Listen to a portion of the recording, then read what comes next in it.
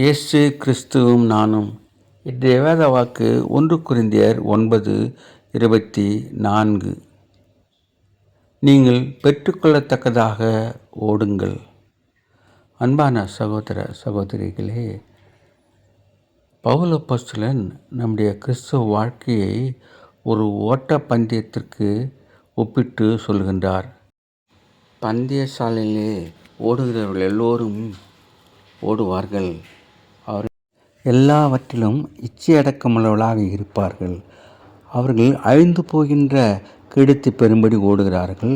நாமோ அழியாத கிரீடத்தை பெற அப்படி செய்ய வேண்டும் என்று பவுல் அப்போஸ்தலன் சொல்கின்றார். கிறிஸ்துவ வாழ்க்கை என்பது போராட்டங்கள் நிறைந்த வாழ்க்கை.